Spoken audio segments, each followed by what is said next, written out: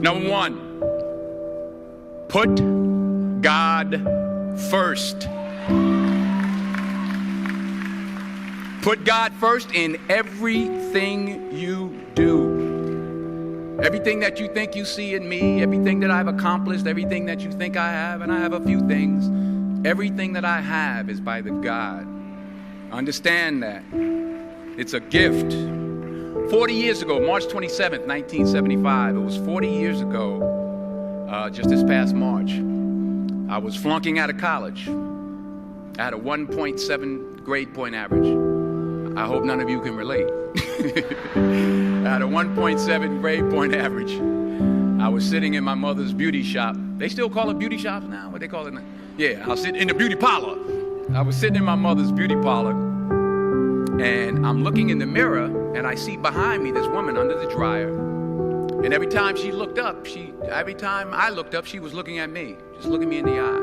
And I didn't know who she was, and I said, she said, somebody give me a pen, give me a pencil. I have a prophecy. March 27, 1975. She said, boy, you are going to travel the world and speak to millions of people. Now, mind you, I was flunked out of college. I'm thinking about joining the army. I didn't know what I was going to do, and she's telling me I'm going to travel the world and speak to millions of people. Well, I have traveled the world, and I have spoke to millions of people. But that's not the most important thing, the success that I had. The most important thing is that what she taught me and what she told me that day has stayed with me since.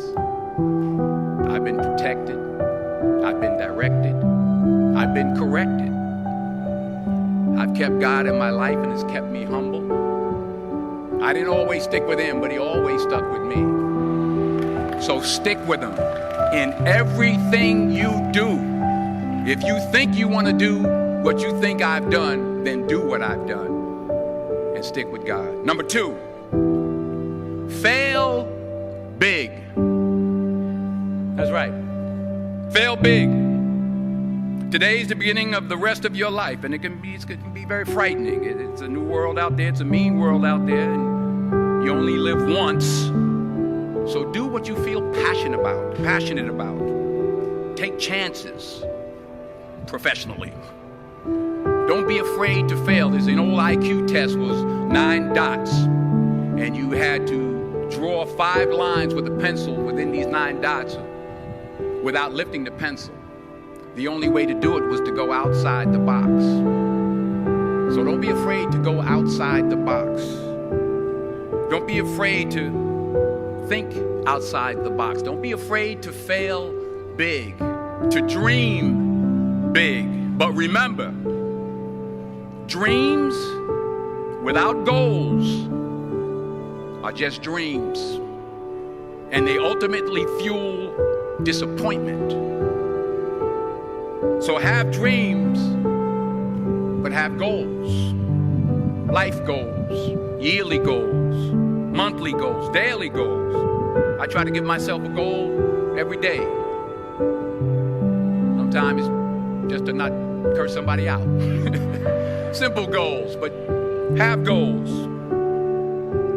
And understand that to achieve these goals, you must apply discipline and consistency.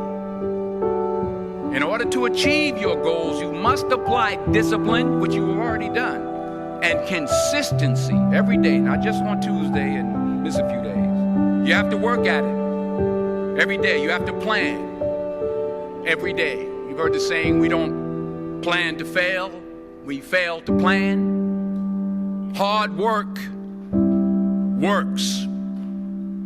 Working really hard is what successful people do. And in this text, tweet, twerk world that you've grown up in, remember, just because you're doing a lot more doesn't mean you're getting a lot more done. Remember that. Just because you're doing a lot more doesn't mean you're getting a lot more done. Don't confuse movement with progress. My mother told me, she said, yeah, because you can run in place all the time and never get anywhere. So continue to strive, continue to have goals, continue to progress. Number 3, you'll never see a U-Haul behind a hearse. I'll say it again.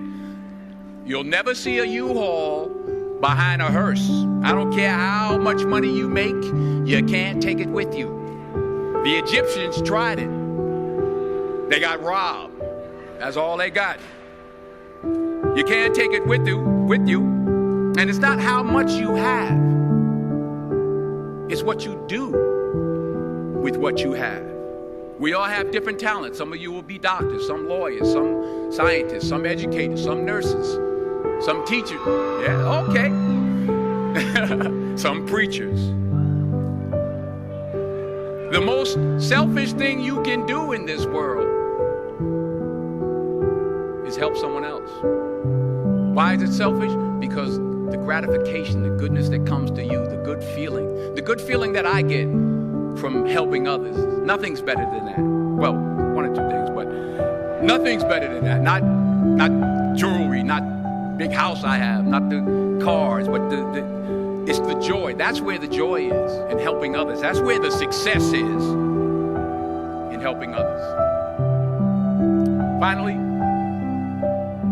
I pray that you put your slippers way under the bed tonight.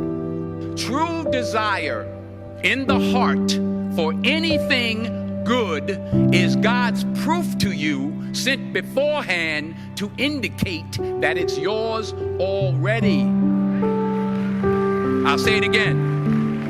True desire in the heart, that itch that you have, whatever it is you want to do, that thing that you want to do to help others and to grow and to make money, that desire, that itch, that's God's proof to you, sent beforehand already to indicate that it's yours. And anything you want good, you can have. So claim it. Work hard to get it. When you get it, reach back. Pull someone else up. Each one, teach one. Don't just aspire to make a living.